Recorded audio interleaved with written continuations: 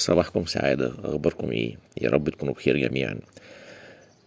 الفويس ده حابب إن انتوا تسمعوه وتسمعوه للناس اللي انتم نفسكم يكونوا موجودين معاكم في حياتكم.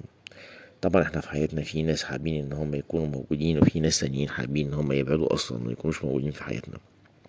وحابب ان انت تسمع الفويس ده مرة واتنين وتلاتة، لانه ده بيتكلم من واقع حياتنا على شوية حاجات كده، وان شاء الله يعني يكون فيه فايدة. مفيش اي سبب مقنع في الحياة يخليك انك انت تيأس من حياتك وتقول خلاص هي الستارة السوداء نزلت يبقى هي دي نهاية العالم. سواء سايبانك في شغلك او سايبانك في المكان اللي انت كنت منجحه ورحت مكان تاني، ده يخلي عندك يعني عزيمة انك انت تنجح المكان الجديد وتخليه بيلمع زي ما كنت ملمع القديم. فشلك في مرحلة تعليمية أو في صداقة أو في حب أيا كان، لازم يكون عندك إصرار وتحول الحياة اللي انت والفشل اللي انت كنت فيه ده كله لمنحة نجاح.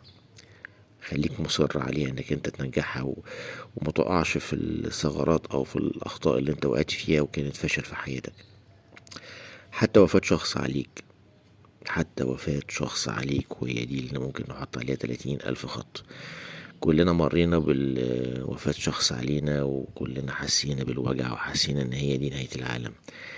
لا، خلي تبقى دي بداية العالم بالنسبة له هو، وبالنسبة لك انت استمرار للحياة، لان انت هتفضل الباقي من عمرك بتدعيله وبتعمل له حاجات حلوة كتير بتوصله. زي ما كان حابب ان هو يكون موجود في حياتك وحابب وجودك، برضو خليه يحب وجودك انك انت لسه فاكره وبتدعيله في مكانه. يا سيدي لو كان الحزن فخليك انت من الصابرين. طبعا ربنا وسيدنا محمد صلى الله عليه وسلم وصانا ان احنا نكون من الصابرين في الشدائد. ولو كان فراق فكلنا ماشيين وهنتقابل يوم التلاقي. حتى الناس اللي بتسمعني دي بعد عمرين طوال ان شاء الله هنقابل بعضينا. في ناس بنحتاجهم يكون عقولنا هي اللي بتشدنا وتفكيرنا ان هم يكونوا حوالينا، وفي ناس تانية بنحتاجهم بقلوبنا، وده اللي هو قلوبنا هي اللي بتحركنا وبتحرك مشاعرنا وبتحرك أفكارنا حواليها أو تجاههم يعني. في ناس تانيين روحك هي اللي محتاجهم، انت من جواك اللي محتاجهم، لان انت روحك بتكون ناقصة حاجات كتير جدا، فبتلاقيهم روحك بترتفع قوي وفي عندك زي باور كده موجود بوجودهم.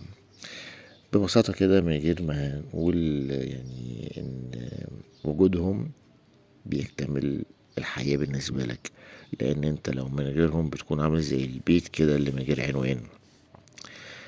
قرب قوي من الناس المؤمنين بوجودك، قرب من الناس المؤمنين بوجودك في حياتهم. يعني انت عارف، انت الناس اللي بتحبك لله في لله، من غير مصالح شخصية، سواء انت في عمل جامد او في معاك فلوس او بدون مصالح يعني.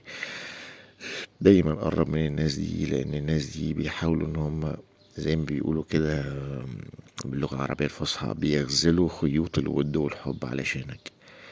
وزي ما بيغزلوا خيوط الود والحب علشانك، انت كمان لازم تغزل اجمل خيوط حب وود علشانهم، علشان تكتمل الحياة وميزان الحياة يبقى في وضعه المعتدل. انا بحبكم قوي، واسمعوا الفويس مرة واتنين وتلاتة وسمعوا للناس اللي حبايبكم اللي انتوا بتحبوهم. وبقولها تاني، لو كان فراق فكلنا ماشيين، ولو كان حزن فخليك من الصابرين. وانا بحبكم، وادعولي زي ما بدعيلكم والسعادة دايما لقلبكم، وربنا يخليكم يا رب وما يحرمكم من الناس اللي بتحبهم. كان معاكم محمد حمدي من المنصورة. السلام عليكم.